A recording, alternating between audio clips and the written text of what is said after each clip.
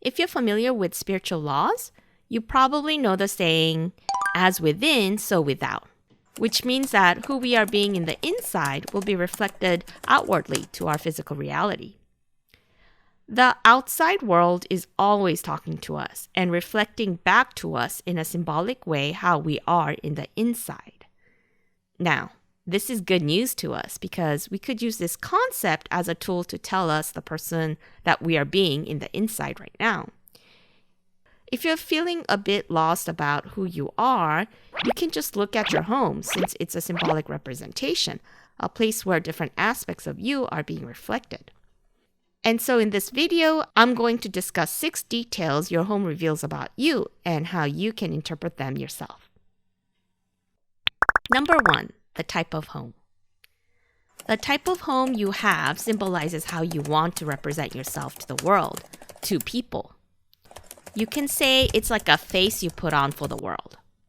For example, if you live in a big luxury condo, it might be important to you that others think that you're modern, chic, financially thriving, successful, and etc. If you live in a small, cozy house, it might be important to you that others think that you're personable and friendly.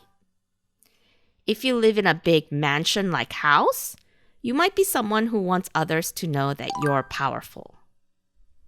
Me, I live in a regular apartment that's owned by a family.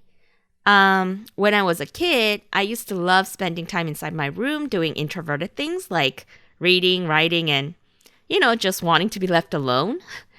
And now, as an adult, my apartment basically represents a bigger room to me. It says to the world that I just want to be left alone. Now, use your interpretation skills to think about the type of home you have and what it might be saying to the world about you. Number 2, inside of your house. How's your home decorated? Where did you get your decoration inspirations from? If you want to know your method of approaching life, look at how you decorated your home. For example, if your home looks trendy like an Instagram post, or maybe you actually got decoration ideas from Pinterest, that might indicate that it's important to you that you fit in with the world and with people. Now, if your home is more practical with minimal decoration, then you might be the sort of person who approaches life logically and rationally without the fluff. If your home is comfortable, then you might be someone who thinks personal comfort is a priority. Now, if you live with roommates or a partner and your home reflects their taste rather than yours, it could be that collaboration and getting along might be your priority. For me, I would say my home is a mix of practical and comfort. Number 3, the kitchen and fridge.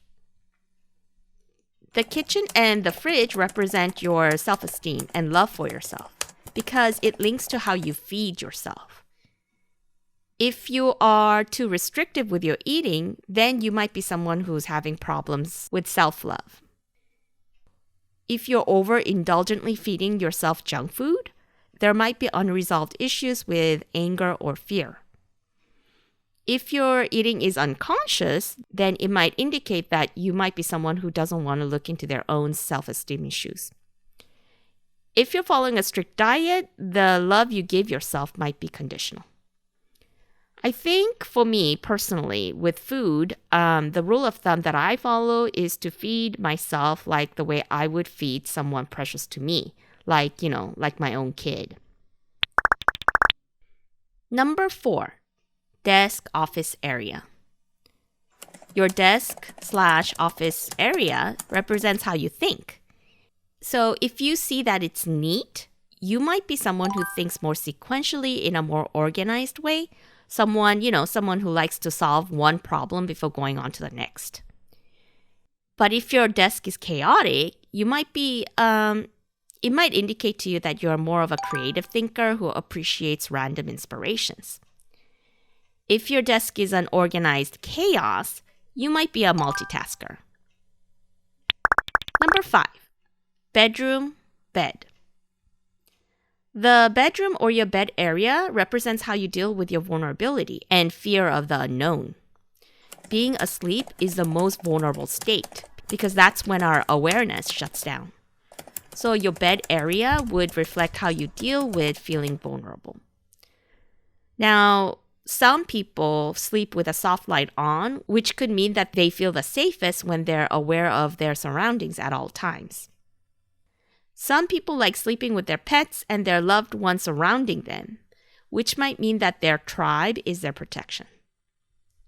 Some people might like sleeping alone in complete darkness and silence, which might mean that they deal with their vulnerability or fear by completely shutting out the world. I personally sleep with a soft light on and with a little bit of white noise. And yes, I'm someone who likes to stay aware. Number 6, pets and children.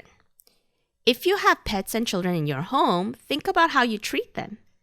Kids and pets represent the innocent and purest part of ourselves, our younger self, so to speak. So the way you treat your pets and your children would represent the way you treat the innocent part of yourself. For example, if you find yourself annoyed with them, it might be that you're not fully accepting the innocent and the purest part of yourself because maybe it gets in the way of hustling in life. And if you're someone who is overly protective over your pets or children, then you might be someone whose innocence has been hurt or wounded, and so you're being protective.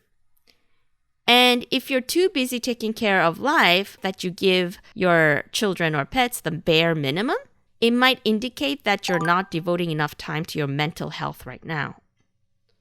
For me, I don't have kids, but I do have a pet rabbit, and I dote on her. And I make sure I give her enough attention so that she doesn't feel lonely. And I have to admit, I used to feel like I'm alone when I was younger.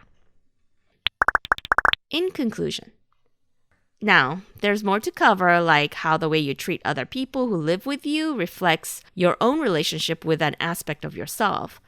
But let's end the video here for now.